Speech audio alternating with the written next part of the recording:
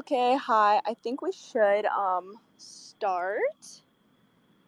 So, hi everyone. My name's Yuvia and I just started at Crust doing marketing, and today we're just doing a quick Twitter Spaces to answer all your questions because it's been kind of a while since we've been responding, I guess, to people's questions on Twitter. So, I just want to get this page a little bit more active. So today I have Luke here. Oh, whoops. Let me add him in. Today I have Luke here and he's going to. Whoops.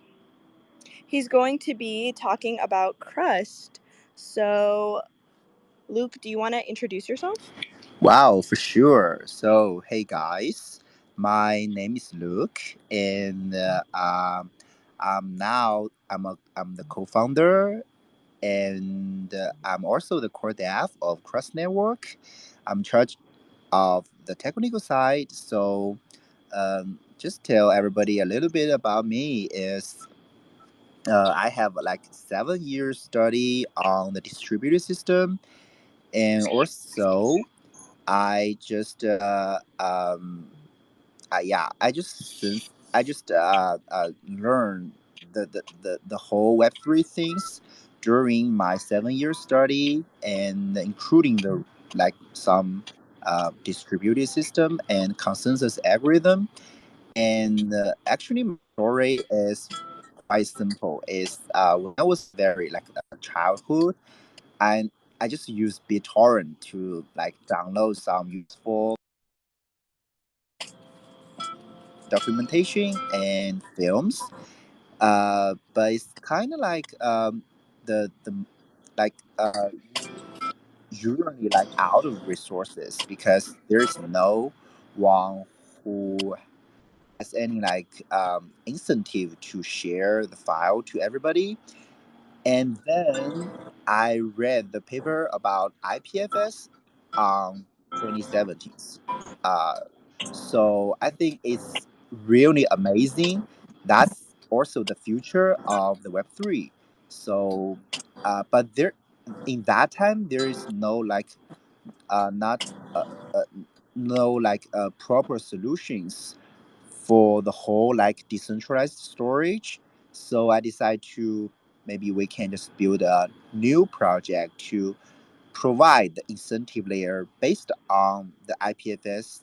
So that's the reason I joined Crust for now. Yeah. Okay, awesome. So, I think we'll just jump right in with the questions that people left on our Twitter. So, this is coming from like our last post and a couple other posts, and then also our Telegram group. So, first of all, maybe we can just do a general overview of what Crust is, just for everyone who doesn't know what Crust Network is and like what we do. So yeah, if you can just explain like what is Crust Network and what does Crust do? Yeah, for sure. So basically, Crust Network is building a P2P storage network based on the IPFS storage protocol, and we just encourage people to share their spare storage volume and give them the blockchain reward back to incentive they just can building the whole decentralized storage network. And beyond that, we also build like a decentralized storage marketplace, a protocol which called DSM. It's pretty much like the Uber's ordering system. So we just match the storage needs between the storage users and the providers, which is minor. So that's the basic thing Crust did. Yeah. Okay, cool. And so what is a decentralized storage network? Just for like people who don't know what that is. Yeah, that's quite great question. So, like I mentioned, decentralized storage is not a new concept. I just use the decentralized network since I was maybe 7 years old. I think, yeah. So that in that time, we're just we're just using like more like the open protocols in the Web 1 world. Like there is bunch of open protocols. Some of them we're still using right now, like HTTP, like FTP, like the email, the SMTP protocol, and including the BitTorrent protocols. So the BitTorrent is a very old protocol which we usually use in the Web one era, and they're just provide the whole like decentralized storage network for all of us to everybody can just join the BitTorrent network and provide the file sharing to everybody, but they just don't have the whole like incentives for them to sharing the file. So as we are now entering the whole Web3 world, so we have the blockchain and we can use this as an incentive layer just built top of either BitTorrent or IPFS. So um, with this incentive layer like Crust, and people can just share their file with the reward back. So people are willing to share their storage volume, share the file, and everybody can just store the file beyond the whole like incentive layer and the open decentralized storage protocols. Okay, great. And I think we have a question from someone here. But just to reiterate, we have like some pre-made questions, I guess, from our Twitter and our Telegram group, but I'll just let you in so you can say what you want. Okay, so um next question is, what products does Crust Network offer? Okay, so Crust actually launched its mainnet last September, and we just built some like sample applications to demonstrate how they can just build top of us, because we are literally like a decentralized version of Amazon S3. So yeah, you can imagine you can build like tons of different types of applications just on us. But yeah, like you just asked, we now have like like Trust Files, which is a decentralized version of Dropbox, and you can freely upload your file just to drag your file into the web page. So and also it allows you to log in with your Web3 wallet. Like we support like like several different networks, including the EVM compatible like Ethereum, Polygon, or BNB chain, and we also support like Solana, Near, and the Polkadot as well. And you can log in with your Web3 wallet address and then just upload your files into our network. So that's the Crust files. And we also build a sample application called NFT. So the Crust NFT can just allow user to mint the 10K collections um, without payment, and it's totally free. And the whole NFT metadata is also stored to the Crust network. So that's the two like sample applications we built, but we also like have some big name projects already like using us as a storage layer. For example, we have Uniswap, Avi, Ceramic, the Remark, and they're just using us as like hosting their DeFi website or storing the streaming data from the log file, or they're just using us to store the NFT metadata. So yeah. Okay, got it. So, Crust is very community based though, like when it comes to its products. I'm sorry. Oh, like so the community can also have their own proposals when it comes to like products or things that can be built on top of Crust. Oh yeah, it's true, because we have several programs to support the community applications, we have like Crust grants, which support up to 30 grants, uh, money support, I think. And we actually have some several like very great applications comes from our community, like the Sock Bay. They are just building the decentralized YouTube platform, and we also got the Matters the News, which they just built the decentralized version of Medium. So that those two cases are from the social file, and we still got like the storage, like exploration, like you can like using Crust as a tree, like to you can browse data using Crust network as a storage layer. So those projects also like comes from the community and supports by the Crust foundations. Okay, awesome. Yeah, so if you guys are interested in building any APIs on Crust, you can check out our website for that. But moving on to our next question, why did this question, okay, this question is kind of the elephant in the room right now, but it is, why did the price of Crust coin drop so significantly? Okay, so that's a really like really tough questions to me. um Let me think. So basically, so overall it's bear market time right now. That's the background. But there, from the original question, I think it comes from the Chinese government regulation.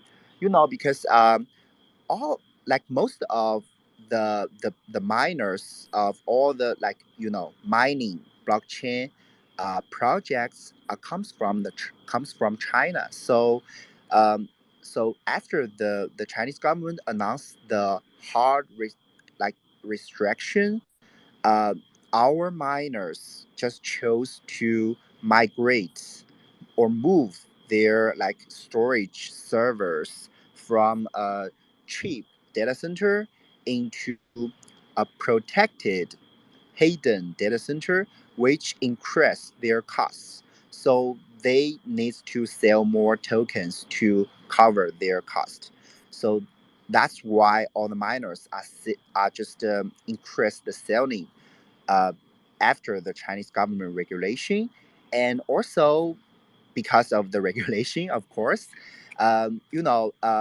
We used to have a very like great traffic on the Huobi exchange, which is the biggest exchange before the Chinese government regulation. So most of our traffic, like the token buyers, comes from that exchange.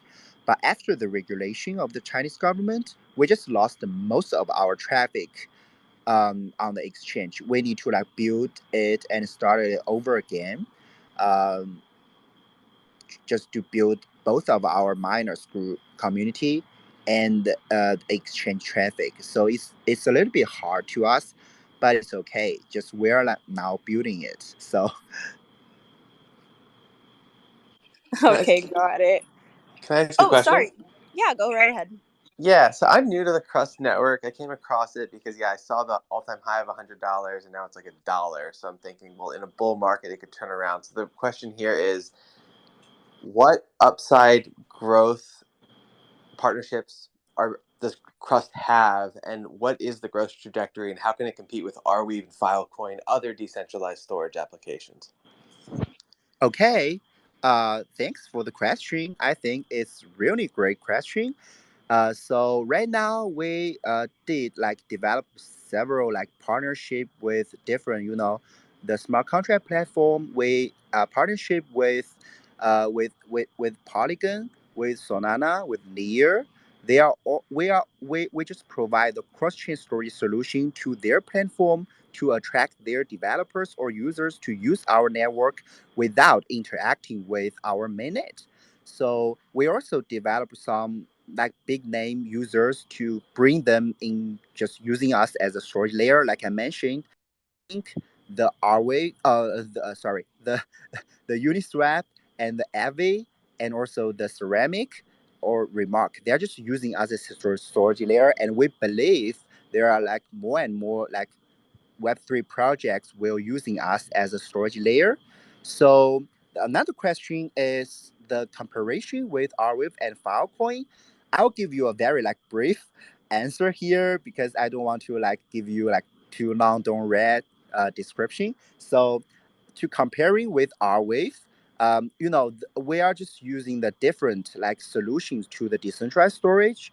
In generally speaking, we are cheaper than our wave network. For example, if you want to store 1 GB data into our wave network, it will cost you like $50, like to store the 1 GB data. Yeah. So if you use us to store the 1 GB data, you only cost maybe $0.0001 per gigabyte per year. So that's the general comparison with our wave.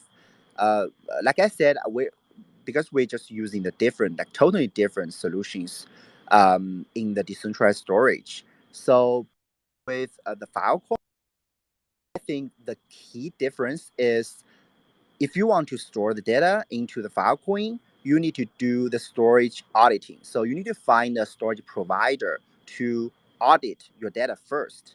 Then you can like store the data. But in the Crust network, you can freely like place a storage order, send transaction. That's all. So that's also the ordering system, like I mentioned before, we are doing so far. Like Uber, you can call the taxi anytime you want to like take a taxi. So, but you need to like permit before you store data in the Filecoin network. So that's the difference from us and the Filecoin. Hope this can help you. Yeah.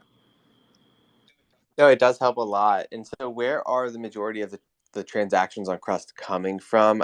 Because I know Arweave also uses Solana, or Solana uses Arweave. So, I guess why are some transactions from Solana coming onto Crust, or some from Polkadot coming onto Crust? I guess just where's the big source right now of storage information? You mean the big resource of what? It's a little. Yeah, the big storage requests, like where are they coming from? Are they coming from Solana? Or is Polkadot using it? Because I know Solana also uses Arweave. So I guess my question is, where's the big kind of source of all these Oh, transactions okay. and storage requests coming from? Yeah. Oh, okay. So because we are the Polkadot ecosystem project, we're using the substrate as our blockchain fundamental layer. So most of the traffic comes from the Polkadot system, but we also have a large portion of the user cases comes from the Polygon ecosystem because we also provide a smart contract, storage smart contract, deployed into the Polygon, and some of the use cases comes from the Near because we also provide a standard storage solution to them. So yeah, and some of them just interact with our blockchain, uh, just directly interact with our blockchain. Yeah.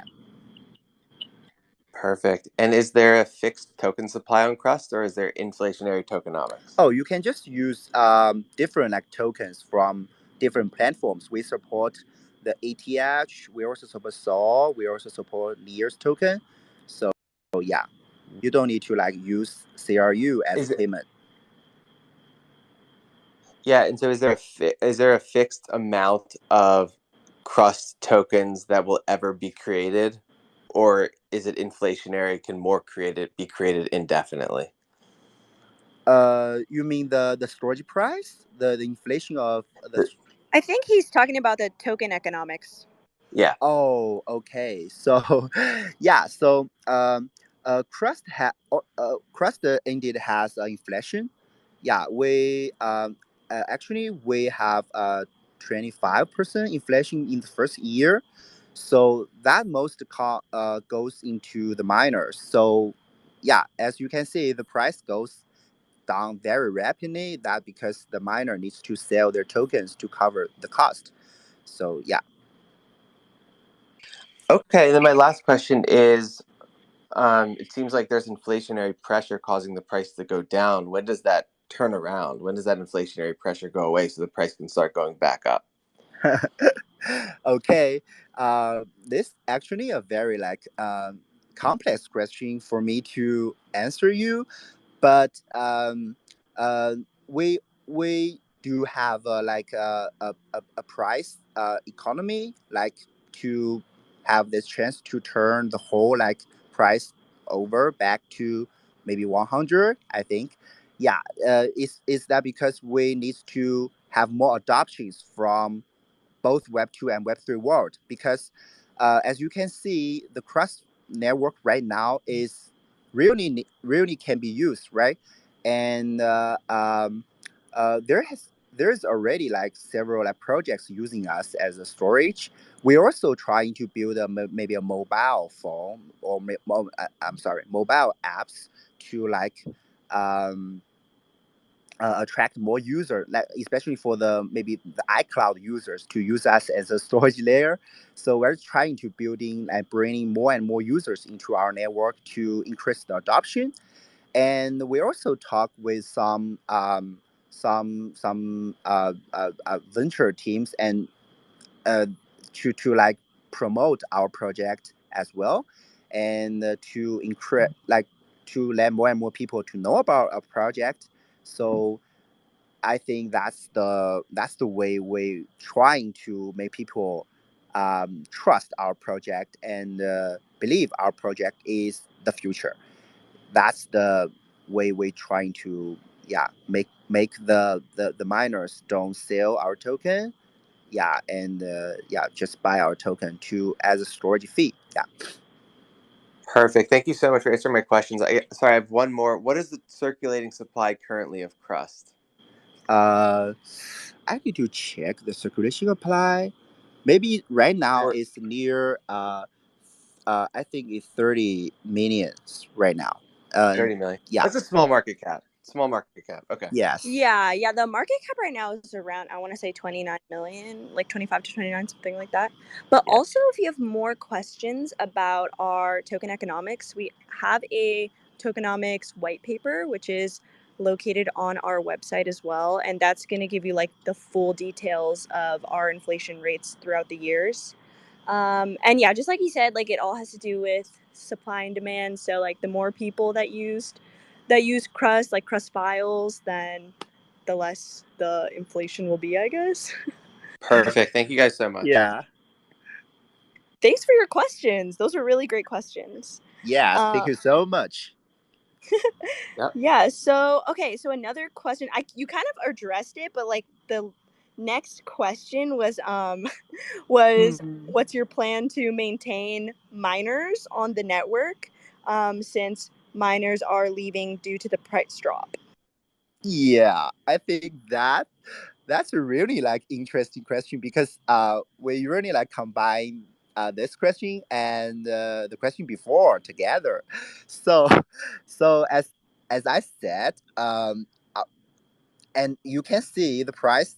The CRU price is from the $100 to $1 right now, but we only like lose half of them. So you can see the miners still got confidence. They still trust our project can just go maybe further. So I'm not worried about the current miners. I only care about the future miners. We can bring them in. So that's why we just decide um, uh, to move from the Singapore to the U.S. recently, and we're trying to promote our project in the U.S. and bring more miners in the U.S., especially in Texas, right? So so that's why that's the first part we want to like bring more miners into our project and make them believe in our project. That's the first one.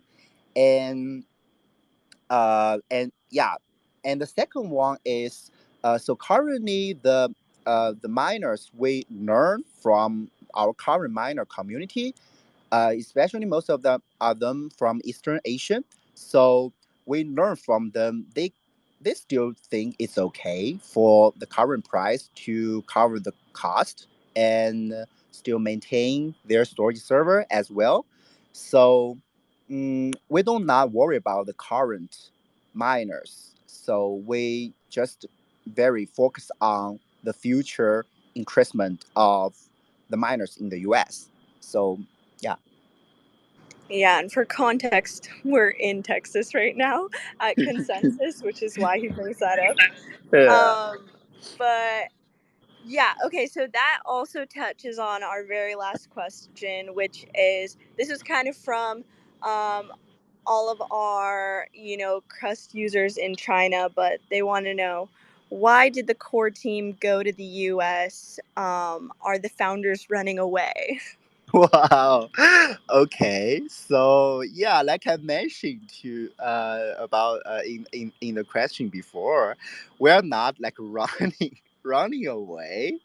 We're just trying to like build like a, a better like impact, especially in the US, because we just found so anyways, so there is like three reasons we just came from Singapore to the US.